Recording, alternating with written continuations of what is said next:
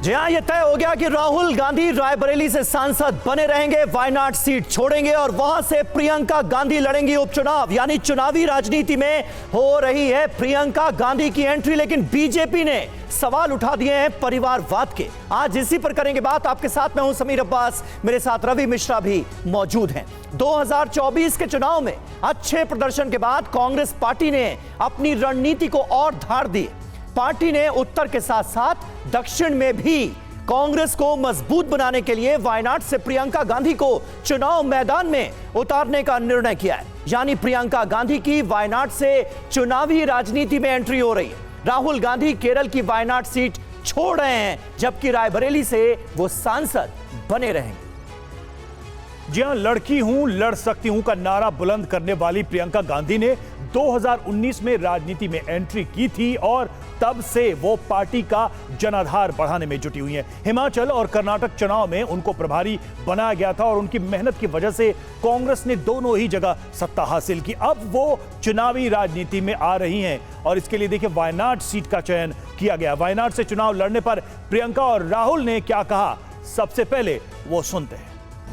प्रियंका वायनाड से चुनाव लड़ेगी, मगर मैं भी पीरियोडिकली वायनाड जाऊंगा और जो वायदे हमने वायनाड को किए थे उनको हम पूरा करेंगे।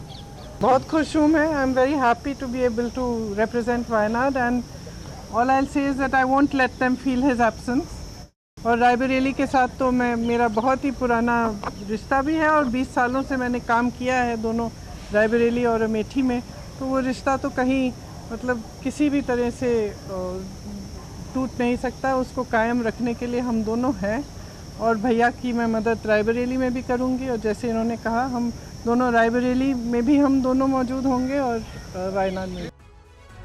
तो देखिए, ये फैसला आखिरकार ले लिया गया है क्योंकि राहुल गांधी खुद ये कहते नजर आए थे कि उनके लिए बहुत मुश्किल है ये फैसला करना कि वो कौन सी सीट छोड़ें। लेकिन अब वायनाड से प्रियंका गांधी चुनावी मैदान में होंगी। तो प्रियंका गांधी क्यों, ये आपको बताते हैं। इसकी 5 बड़ी वजहें क्या हैं वो आप जान लीजिए।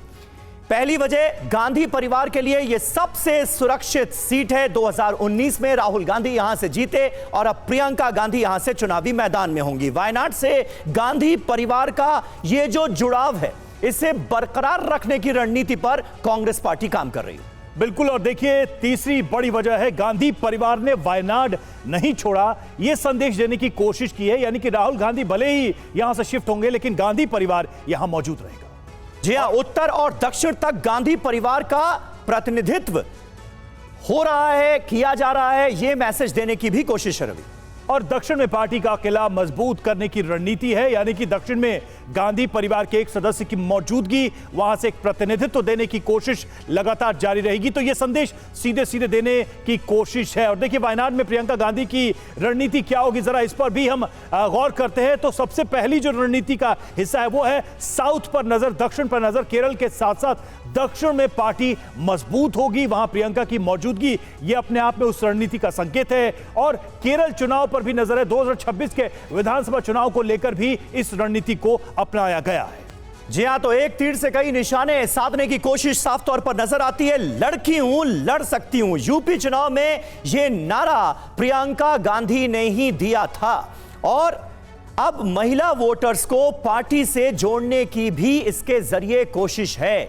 चुनावी राजनीति में प्रियंका गांधी की हो रही है एंट्री वायनाड से। संसद में मजबूत पक्ष, राहुल गांधी, प्रियंका गांधी सरकार के खिलाफ आवाज उठाएंगे। संसद में मौजूद रहकर यह भी कांग्रेस पार्टी की एक अहम रणनीति है जिसको आगे बढ़ाया जा रहा है इस कदम के, इस मूव के जरिए। हमारे साथ इस वक्त तमाम खास मेहमान मौजूद हैं, उनसे जल्दी से आपका तारुफ करा देते हैं। रौचिका अग्रवाल, प्रवक्ता भारतीय जनता पार्टी की, हमारे साथ इस वक्त जुड़ चुकी हैं। अवनी बंसल, प्रवक्ता हैं कांग्रेस पार्टी की, वो हमारे साथ हैं। कपीश श्रीवास्तव, प्रवक्ता समाजवादी पार्टी के, हमारे साथ मौजूद हैं। और स्टूडियो में रामकृपाल सिंह जी भी हमारे साथ मौजूद हैं, वरिष्ठ पत्रकार। रौचिका अग्रवाल जी, सबसे पहला सवाल आपसे मैं करूंगा, लेकिन उससे पहले कुछ रिएक्शंस अपने दर्शकों को दिखाते हैं। प्रियंका गांधी के वायनाड से चुनाव लड़ने के ऐलान के बाद बीजेपी ने कांग्रेस पर परिवारवाद का आरोप लगाया है, जिसका जवाब कांग्रेस की तरफ से भी दिया गया है। अब प्रियंका गांधी के चुनाव लड़ने पर परिवारवाद का यह मसला कैसे सामने आ रहा है, कुछ बयान सुनिए।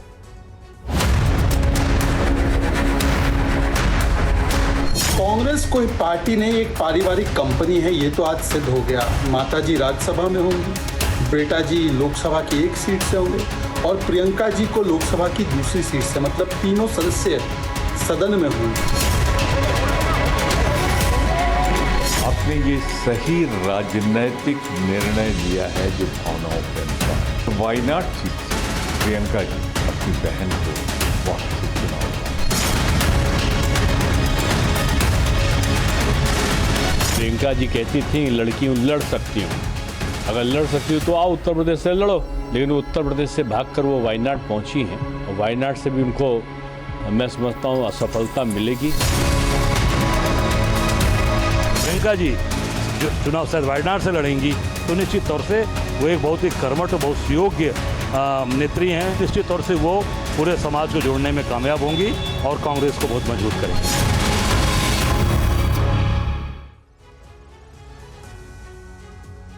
और देखिए हमारे साथ तमाम खास मेहमान मौजूद हैं। सबसे पहले जाना तो रुचिका अग्रवाल जी पर था क्योंकि वो प्रवक्ता भारतीय जनता पार्टी के हमारे साथ जुड़ी हुई हैं, लेकिन उनका जो फ्रेम है वो चला गया है फिलहाल। अवनी बंसल जी हमारे साथ मौजूद हैं, कांग्रेस पार्टी की प्रवक्ता। अवनी जी, पहला रिएक्शन अब आप ही से ले लेता हूं। 2019 में एक तरह से राजनीति में एंट्री और 2024 में चुनावी राजनीति में एंट्री प्रियंका गांधी की। प्रियंका गांधी को वायनाड से चुनाव लड़ाकर कांग्रेस पार्टी अपनी कौन सी स्ट्रैटेजी को सामने रखना चाह रही है, इससे कांग्रेस पार्टी को क्या फायदा होगा ये भी बताइए, और साथ ही साथ बीजेपी ने जो परिवारवाद के आरोप लगाए हैं उस पर भी एक रिएक्शन। मुझे ऐसा लगता है कि मैं बहुत खुश हूँ आज, क्योंकि मुझे ऐसा लगता है कि देश को आज एक दीदी मिल गई। देखिए, हमने मोदी सरकार के राज्य में पिछले 10 सालों में महिलाओं की क्या स्थिति हुई, किस प्रकार से बार बार भाजपा ने महिलाओं के साथ उनका नाम तो लिया लेकिन उनके नाम पे सिर्फ और सिर्फ राजनीति करी। चाहे वो विमेन रेसलर बहन हो, चाहे वो हमने अलग अलग बिल्किस बानो का केस देखा, चाहे हमने देखा कि अलग अलग रेप केसेस में मोदी जी ने हमेशा ये कोशिश करी कि महिलाओं के मुद्दे पर उनको एक वोट बैंक तो समझा जाए, लेकिन जहां तक उनके पॉलिटिकल रिप्रेजेंटेशन की बात हो उस पर ना किया जाए। तो लोकसभा चुनाव में हमने देखा कि किस प्रकार से प्रियंका गांधी जो है वो एक बहुत मजबूत और सशक्त नेता के रूप में उभरी। वो जैसे कहते हैं बिहाइंड द कर्टन्स काफी उन्होंने लंबे समय तक पार्टी में काम किया है और ये बात हर व्यक्ति जानता है। तो ये कहना कि वो कोई नई है पार्टी में, ऐसा नहीं है। लेकिन जिस प्रकार से चाहे वो उनका मंगलसूत्र वाला स्टेटमेंट हो मोदी जी का या बाकी किसी और पे, बहुत सशक्त आवाज उभरी हैं प्रियंका गांधी इस देश के लिए, ना सिर्फ देश की महिलाओं के लिए, पूरे देश के लिए। लेकिन जितनी भी बहनें हैं जिनको लगता है कि हमारे साथ छल हुआ है, हमारे साथ कपट हुआ है, विमेन रिप्रेजेंटेशन बिल ला दिया लेकिन आपने उसका इम्प्लीमेंटेशन नहीं किया, तो आज पहले से ज्यादा अधिक हमें एक ऐसी आवाज की जरूरत है जो पूरे लोकसभा में महिलाओं के मुद्दों को बहुत। तो आपको लगता है कि प्रियंका गांधी की लोकसभा में मौजूदगी महिलाओं की आवाज को और मजबूत करेगी? रुचिका अग्रवाल हमारे साथ जुड़ चुकी हैं। रुचिका, प्रियंका गांधी ने नारा दिया था लड़की हूं, लड़ सकती हूं, अब वो उत्तर प्रदेश से लड़े या केरल से लड़े, बीजेपी को क्या तकलीफ है? राम, देखिए समीर जी, सबके सामने जग जाहिर हो गया है कि कांग्रेस की जो परिवारवाद, भ्रष्टाचार और तुष्टीकरण की बात जो हम करते थे कि ये कांग्रेस उसी 3 चीजों के ऊपर घूमती है, वो आज सिद्ध हो गया है। जिस पार्टी ने हमेशा ये कहा कि नहीं हम तो जनता के लिए काम कर रहे हैं, लगता है कि वो सिर्फ अपने लिए ही काम कर रहे हैं। आज वायनाड वाले ये गाएंगे, अच्छा सिला दिया तूने मेरे प्यार का। जिस वायनाड की जनता ने जब अमेठी ये हार गए और अमेठी छोड़कर ये वायनाड भागे, और जिस जनता ने, वायनाड की जनता ने इनको उस समय साथ दिया, उनको सपोर्ट दिया, उनको समर्थन दिया, आज ये उसे छोड़ के भाग गए हैं। पहले इन्होंने अमेठी की जनता को धोखा दिया, आज ये वायनाड की जनता को धोखा दे रहे हैं। बहन प्रियंका, जिसने हमेशा सिर्फ और सिर्फ यूपी में राजनीति की, उसका बिल्कुल ही अब पॉलिटिकल करियर खत्म करने के लिए उसे वहां भेज दिया जहां से उसका कोई मतलब नहीं रहा। कभी उन्होंने वहां पर काम नहीं किया, कभी उन्होंने कैंपेनिंग के लिए कभी नहीं गई, हमेशा की हमेशा सिर्फ राहुल गांधी वायनाड सेंट्रिक रहे और ये यूपी में काम करती रही। यूपी में इनके साथ हमेशा राहुल गांधी को सपोर्ट करने के लिए प्रियंका गांधी लगातार चलती रही। इनको पद तो दिया पार्टी में, लेकिन कभी कोई पोर्टफोलियो नहीं दिया, सिर्फ नाम की बेचारी कार्यकर्ता थी। वंचिका जी, लेकिन प्रियंका गांधी की इतनी फिक्र आप लोगों को क्यों है? प्रियंका गांधी कांग्रेस पार्टी की नेता, 2019 से कांग्रेस में काम कर रही हैं, वो राजनीति में तो थी, अब चुनावी राजनीति में आई हैं। आप लोग परिवारवाद का आरोप किस बेसिस पर लगा रहे हैं, ये जरा समझाइए, क्योंकि बीजेपी के भी नेताओं के बेटा बेटी भाई बहन तमाम पार्टी के अंदर मौजूद हैं, चुनाव भी लड़ रहे हैं। अभी आपने दिल्ली में सुषमा स्वराज की बेटी बांसुरी स्वराज को टिकट दिया, वो जीत कर भी आई। गोपीनाथ मुंडे की बेटी पंकजा मुंडे, कल्याण सिंह के बेटे राजवीर सिंह, ना जाने कितने ऐसे एग्जाम्पल्स हैं। सबको अपने आप को प्रूव करना पड़ता है, लेकिन वायनाड में इनको अपने परिवार की ही महिला दिखाई दी उपचुनाव में लड़ने के लिए। इनको वहां के कोई कार्यकर्ता नजर नहीं आए क्या? ये परिवारवाद है। परिवारवाद ये है कि माता जी रहेंगी राज्यसभा में, एक सीट वायनाड से रहेंगी बहन, एक सीट रायबरेली से रहेंगे राहुल गांधी, तीनों के तीनों सदन में। ठीक है, ये परिवारवाद है। कपीश जी, बात परिवारवाद की हो रही है, लेकिन अगर वैसे देखा जाए तो क्या यह सही नहीं होता कि प्रियंका गांधी ने उत्तर प्रदेश में जितना काम किया, राहुल जब मौजूद नहीं थे तब भी प्रियंका काफी सक्रिय रही, विधानसभा से लोकसभा तक लेकर, वो तो बेहतर होता कि वो उत्तर प्रदेश से पहुंचती लोकसभा, न कि केरल से। राहुल गांधी तो केरल से थे ही, दूसरी बार जीत के आए हैं। आपको नहीं लगता कि यह कोई ऐसी रणनीति है जिसमें प्रियंका को दक्षिण भेजा जा रहा है उत्तर प्रदेश से हटाकर? ये बहुत स्पष्ट सी बात है कि अभी तो जो भाजपा की प्रवक्ता कह रहे थे उस पर एक ही बात कही जा सकती है कि खिसियौनी बिल्ली खंभा नोचे, और ये खंभा नोचने का काम करते रहे, क्योंकि ये मुद्दा देश का नहीं है। क्योंकि लोकतंत्र में निर्वाचन अगर किसी के साथ जुड़ता है और निर्वाचित होकर के आता है तो वहां परिवारवाद की राजनीति कही नहीं जाती। जिस बात को हम लोग ने मुसलसल तरीके से कहा है और जनता ने स्वीकार किया है, इनकी 65 सीटें कम कर दी। हिमाचल तो ये हार ही चुकी, जहां से नड्डा साहब आते हैं इनके राष्ट्रीय। अब मैं दूसरी बात है, ये जो फैसला है कि राहुल गांधी रायबरेली से लड़ेंगे, जीते हुए हैं, और जो है वायनाड से प्रियंका गांधी लड़ेंगे, ये पृथ्वी कनेक्शन है, अर्थ कनेक्शन है। उत्तरी और दक्षिणी ध्रुव को संभालेंगे गांधी परिवार, और निश्चित रूप से ये बहुत ही अच्छा निर्णय लिया गया है, क्योंकि आपने खुद देखा कि जिस तरीके से कर्नाटक और हिमाचल को प्रभारी बनकर उन्होंने संभाला था और निखारा, और उसके बाद वहां पर सरकारें दी हैं। उत्तर प्रदेश के अंदर आज कांग्रेस की बहुत बेहतर स्थिति हुई है। हम दोनों का गठबंधन यहां पर कामयाब हुआ है। जनता ने भारतीय जनता पार्टी यही आरोप, कपिल जी यही आरोप बीजेपी का है कि सब कुछ तो वहां एक परिवार के लिए, एक परिवार के द्वारा ही तय होता है। मतलब प्रियंका कहां लड़ेंगी नहीं लड़ेंगी ये भी गांधी परिवार तय करेगा, और कांग्रेस में कौन कहां लड़ेगा नहीं लड़ेगा ये भी गांधी परिवार तय करेगा। गांधी परिवार के अलावा कोई दूसरा परिवार कांग्रेस का नहीं है, यही आरोप है बीजेपी का। ये उनके आरोप वो लगाते रहे, उनको अपना परिवार और अपना परिवारवाद नहीं दिखेगा। ये कांग्रेस का फैसला है, ये कांग्रेस के राष्ट्रीय अध्यक्ष का लिया हुआ फैसला है, जिसको उन्होंने स्वीकारा है। कांग्रेस खुद सोचेगी कि उसे उस सीट पर किससे लड़ाना है, पूरे देश में उसको किस तरह रणनीति पर चलेगी। वो भारतीय जनता पार्टी की तरह थोड़ी ना है कि खिसियाएगी और खंभा नोचेगी। अरे भाई आप नोचो, लेकिन हकीकत इसी बात की है कि प्रियंका गांधी वहां पर, अगर राहुल गांधी के प्रतिनिधित्व समाप्त हो रहा है तो वो उनका आरंभ है। इसलिए वायनाड की सीट को गांधी परिवार ने कतई छला नहीं है, ना धोखा दिया है, क्योंकि एक ही ने वहां पर काम करेगा, और इनकी खिसियाहट भी इसी वजह से है। ठीक है, रामकृपाल सिंह जी हमारे साथ मौजूद हैं स्टूडियो में, वरिष्ठ पत्रकार। रामकृपाल जी, किस तरह से आप देखते हैं, भाई ने वायनाड सीट से जीत हासिल की, वो सीट छोड़ी, वो रायबरेली से सांसद बने रहेंगे, प्रियंका गांधी को उतारा जा रहा है वायनाड से। इस भर से क्या परिवारवाद का आरोप कांग्रेस पार्टी पर चस्पा होता है क्या, कि भाई ने सीट छोड़ी तो बहन को उतार दिया गया? देखिए, परिवार है, आरोप लगाने वाले लगाते रहेंगे, लेकिन जैसा कि खुद समीर जी आपने कहा जी, प्रियंका जी आज से नहीं बहुत पहले से राजनीति में सक्रिय हैं।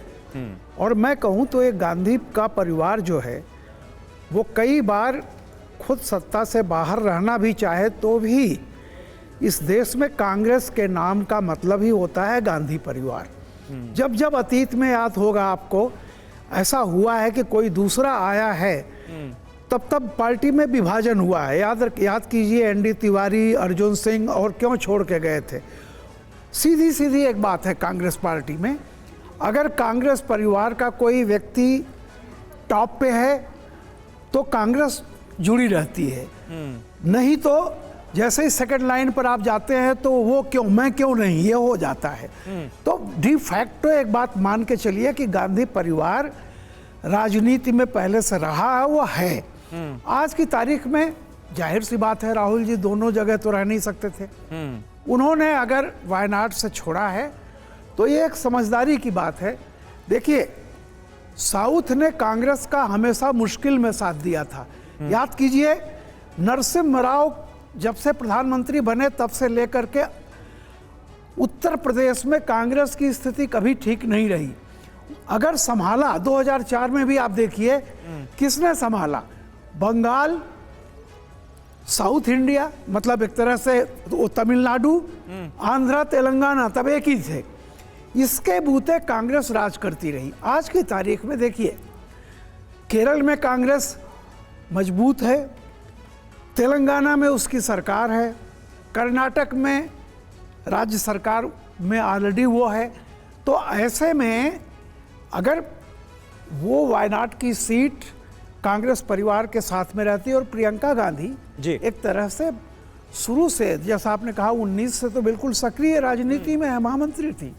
तो मुझे लगता है कि देखिए अल्टीमेटली ये पार्टी का अधिकार है, विशेषाधिकार है कि वो किसको चुनती है, और प्रियंका गांधी लड़ सकती हैं। ये डिमांड तो कांग्रेस में आज से नहीं, ठीक है, तो 20 साल से हो रही थी। अवनी बंसल से ही ले लेते हैं आपके इस विश्लेषण पे प्रतिक्रिया। अवनी, जैसा कि रामकृपाल जी कह भी रहे थे कि गांधी परिवार कांग्रेस के लिए जरूरी भी है और मजबूरी भी है।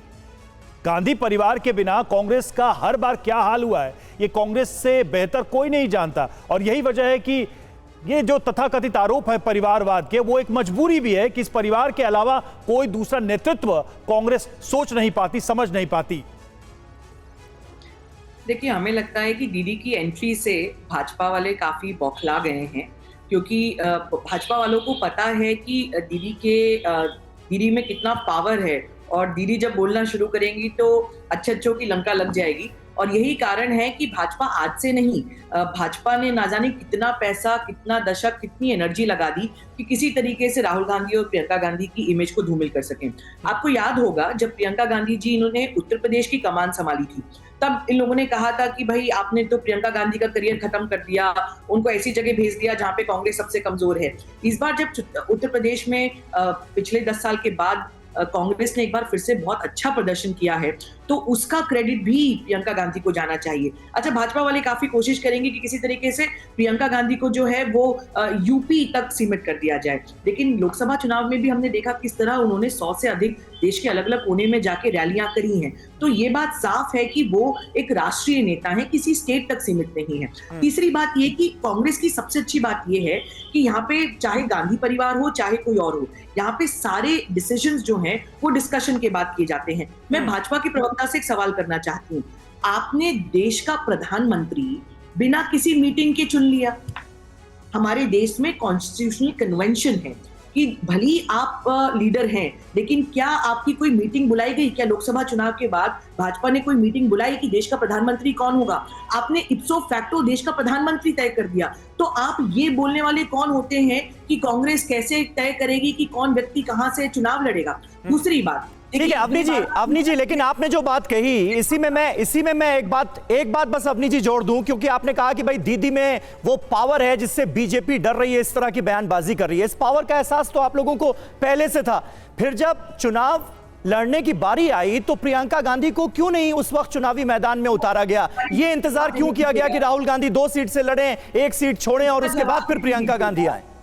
जी देखिए, क्या होता है जब हम एक युद्ध में होते हैं, एक चुनाव में होते हैं, तो पार्टी की अपनी रणनीति होती है कि किस व्यक्ति को आपको कहां पे रखना है। दीदी ने यदि बैक स्टेज काम किया, इसका मतलब ये नहीं कि दीदी ने काम नहीं किया। दीदी का काम इस देश में व्यक्ति आज नहीं, चाहे वो कांग्रेस का हो चाहे वो भाजपा का हो, उनको पता है कि दीदी कितने सालों से जो है वो पार्टी के लिए काफी मजबूती से काम कर रही है। हमारा पहला मुद्दा ये नहीं था कि कि कोई एक व्यक्ति जो है वो सांसद में आया नहीं। हमारी पहली लड़ाई ये थी कि इंडिया ब्लॉक जो है उसको जीतना चाहिए, और दीदी ने पूरा स्ट्रैटेजी जो है वो संभाला। लेकिन अब हमें ऐसा लगता है कि ये बहुत जरूरी है कि वो समय आ गया है कि दीदी जो है वो चुनावी रणनीति में आ गया है। लेकिन आपने तो प्रधानमंत्री, मेरे सवाल का जवाब देना भाजपा के प्रवक्ता, प्रधानमंत्री आपने किसी मीटिंग से चुना? ठीक है रोचिरा, एक तो इसका जवाब दे दीजिए। जो कांग्रेस की प्रवक्ता कह रही हैं कि आपने नरेंद्र मोदी को पहले ही कैसे प्रधानमंत्री घोषित किया, वो लोकतांत्रिक प्रोसेस क्यों नहीं अपनाया जिसका हवाला कांग्रेस दे रही है? और दूसरा सवाल, क्या वाकई में बीजेपी प्रियंका गांधी को यूपी तक लिमिटेड करना चाहती थी, जिसमें वो फेल हो गई? क्योंकि प्रियंका गांधी की लीडरशिप का विस्तार हो रहा है, अब नॉर्थ से साउथ तक वो जाती नजर आ रही है। देखिए, इनके इस डिसीजन से बिल्कुल क्लियर हो गया है कि परिवार की विरासत का हकदार बेटा ही हो सकता है, बेटी नहीं। ये इनका अपनी सोच है, क्योंकि रायबरेली इनकी अपनी सीट रही है सोनिया गांधी जी की, तो इन्होंने अपने बेटे को वहां पर भेजा है, अपनी बेटी को नहीं भेजा। इसलिए परिवारवाद तो है ही, साथ में बेटा ही होगा हकदार, बेटी नहीं हो सकती। जो प्रियंका गांधी इतने सालों से इन्होंने मन से महिला होते हुए उन्होंने अपनी उम्र बताई, मैं इतनी उम्र की हो गई हूँ और मैं राजनीति में हूँ, मैं इतनी उम्र हो गई है मेरी और मैं राजनीति में हूँ। उन्हें उतनी उम्र बतानी पड़ी, उन्होंने उनको अपनी इच्छा बतानी पड़ी। गड़बड़ नहीं है, महिलाओं के मुद्दों पे बहुत पीछे ले जाना है। मैंने आपके बीच में नहीं बोला, मैंने आपके बीच में नहीं बोला, मैंने आपके बीच में नहीं बोला, आपके बीच में मैंने नहीं बोला, आपके बीच में मैंने नहीं बोला, आप मुझे बोलने दीजिए। एक एक करके जी रोचिका जी। जो राहुल गांधी साउथ पे जाते थे तो उत्तरी भारत के लोगों को, उनकी जनता को निचले स्तर का जताते थे, कहते थे कि मुझे वहां पर आके बहुत इंटेलेक्ट महसूस होता है। उत्तर भारत के लोग जो है वो रोचिका, लेकिन मेरा सवाल कुछ और था। जो दो सवाल मैंने पूछे उसका आप दोनों का उत्तर नहीं दिया। पहला ये कि प्रधानमंत्री का चुनाव पहले ही कैसे कर लिया गया जब कोई व्यक्ति विशेष की भूमिका नहीं है, जब लोकतांत्रिक प्रक्रिया अपनाई जाती है, ये कांग्रेस का आरोप है, उसका जवाब। और दूसरा कि प्रियंका गांधी को यूपी तक लिमिटेड करने में फेल हुई बीजेपी।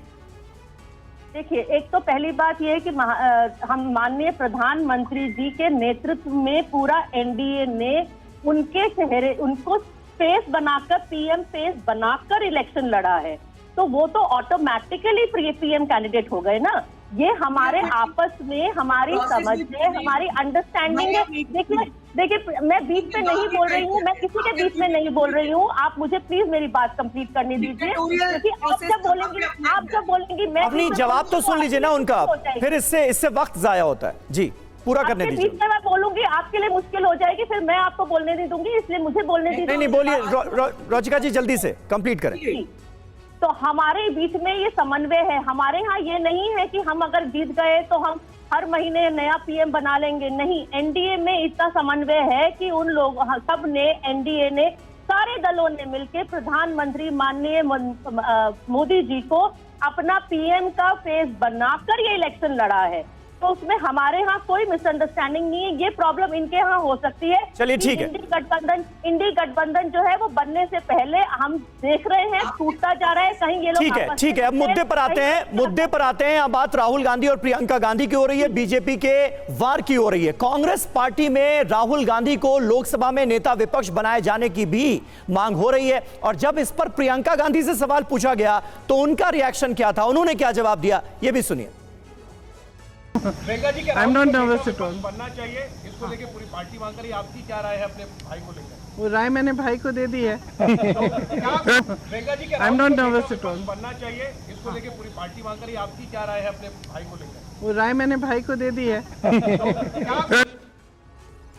और लोकसभा में नेता विपक्ष क्या राहुल गांधी बनेंगे, ये सवाल हर तरफ है, तो जरा इसको भी हम समझने की कोशिश करते हैं। और इसको लेकर चर्चा भी जरूर चल रही है पार्टी के अंदर बाहर भी। तो लोकसभा में नेता विपक्ष बनेंगे राहुल गांधी। सीडब्ल्यूसी की बात करें, नेता विपक्ष बनाने का प्रस्ताव यहां से पास होगा, और राहुल गांधी की बात करें तो प्रस्ताव पर विचार जारी है। यानी कि राहुल गांधी वहां से पास हो चुका है, राहुल गांधी अभी इस पर अपनी मुहर लगाएंगे। बिल्कुल देखना होगा सीडब्ल्यूसी के प्रस्ताव पर राहुल गांधी का रिएक्शन क्या होता है। अभी किसी निष्कर्ष पर राहुल गांधी पहुंचे नहीं हैं। कांग्रेस की 5 रणनीति देखिए सामने आ रही है। पहली, राहुल गांधी को विपक्ष का चेहरा बनाने की कोशिश है। विपक्ष इस बार मजबूत नंबर्स के साथ संसद में नजर आएगा, लोकसभा में नजर आएगा और ऐसे में अगुवाई जो है वो राहुल गांधी करेंगे तो इसका अपना प्रभाव होगा, यह मानकर चला जा रहा है। राहुल गांधी की अगुवाई में विपक्ष को साथ रहने की रणनीति सामने आई है और राहुल और मुखर होकर सरकार को घेरेंगे अगर वो नेता विपक्ष का पद संभालते हैं तो। और मुद्दों को एजेंडा बनाने में मदद मिलेगी इससे। राहुल के नेतृत्व में जो तमाम विपक्ष है वो साथ आ सकता है। और पांचवा ये कि अगले चुनाव में पीएम पद का विपक्षी चेहरा बनाने की भी कोशिश होगी। अगर वो एक विपक्ष के नेता के तौर पर सदन में प्रतिनिधित्व करेंगे तो कहीं ना कहीं अगली बार जब भी चुनाव होगा तो ऐसे में उनके फेस को आगे प्रोजेक्ट करने में मदद मिलेगी। कपीश जी, अब सवाल यहां पर यह होता है, पूरा इंडिया गठबंधन क्या इस बात से सहमत है राहुल गांधी विपक्ष का चेहरा बने? सीडब्ल्यूसी तो अग्री करता है, लेकिन क्या बाकी घटक दल अग्री करते हैं या वहां भी कुछ डिफरेंस है? देखिए, एक बात बहुत स्पष्ट सी है कि कांग्रेस जो है वो संवैधानिक प्रक्रिया को अपना रही है। परंपरा के अंतर्गत जो प्रक्रिया होती है उसको अपना रही है। अगर वो राहुल गांधी जी को विपक्ष का नेता बनाने के लिए अपने यहाँ प्रस्ताव पारित करने के लिए कांग्रेस कमेटी ला रही है तो आप सोचिए कि कितना लोकतंत्र में विश्वास करने वाली ये पार्टी। और वहीं दूसरी तरफ मोदी जी का देख लीजिए, प्रधानमंत्री के पद से इस्तीफा दे दिया जब, तो आप प्रधानमंत्री पद नहीं रह गए, आप जो है वर्तमान नहीं रह गए। अब आपको वर्तमान अगर बनना है तो सबसे पहले आप भारतीय जनता पार्टी के टिकट पे चुनाव जीते थे, आप एक सांसद मात्र थे, तो भारतीय जनता पार्टी की जो संसदीय कमेटी है उसमें इनको प्रस्ताव लाना चाहिए था। सारे सांसद या उनमें से बहुतायत सांसद जब इनको पारित करते तब यह एनडीए के नेता का सिलेक्शन होता या नहीं होता। लेकिन इस बात को आपको मानना पड़ेगा कि लोकतंत्र में कांग्रेस को कोई विश्वास, लोकतंत्र में जो कांग्रेस है वो विश्वास करती है और भाजपा को कोई विश्वास नहीं। अब दूसरी बात रह गई है कि राहुल गांधी अगर नेता प्रतिपक्ष बनते हैं तो इंडिया गठबंधन में ये बात रखी जाएगी जैसे अभी कांग्रेस में रखी जाएगी और निश्चित तौर पे हमें लगता है कि सभी शहर स्वीकार करेंगे, इसमें कहीं कोई दिक्कत की बात नहीं है। दिक्कत की बात अगर है तो इनके यहाँ है, क्योंकि प्रधानमंत्री चुनने में भी तानाशाही हुई, अपने साथ के लोगों को डिपार्टमेंट्स जिस तरह बांटी गई उसमें भी तानाशाही दिख रही है। अभी लोकसभा के स्पीकर पद पर भी आपको तानाशाही भारतीय जनता पार्टी की दिखेगी और आगे आपको विधानसभा तक जाते जाते ये सरकार डैमेज होते हुए दिख जाएगी अपनों से ही, और या अपनों को ही ये तोड़ देंगे। ये रिजल्ट आने वाला है, केवल 6 महीने का इंतजार। ठीक है कपिश जी, यानी समाजवादी पार्टी को कोई ऑब्जेक्शन नहीं है राहुल गांधी अगर नेता प्रतिपक्ष बनते हैं तो उसमें। रामकृपाल जी हमारे साथ मौजूद है। रामकृपाल जी, किस तरह से आप देखते हैं, और वैसे भी ऑपोजिशन की सबसे बड़ी पार्टी होने के बाद ये दावेदारी सबसे मजबूत राहुल गांधी के लिए नजर भी आती है। सीडब्ल्यूसी ने जो प्रस्ताव जारी किया है और जो प्रस्ताव रखा है कि राहुल गांधी को नेता विपक्ष बनना चाहिए, आपको लगता है कि इंडिया गठबंधन में इस पर एक मत सब दल होंगे और राहुल गांधी इस बार नेता विपक्ष बनेंगे, इसके ज्यादा आसार है? देखिए, निश्चित रूप से आप ये देखिए कि सबसे बड़ी बीजेपी के बाद second single largest party Congress है। बिल्कुल, तो उसमें कोई दो राय नहीं है और मुझे लगता है इस पर किसी को कोई ऐतराज नहीं होगा।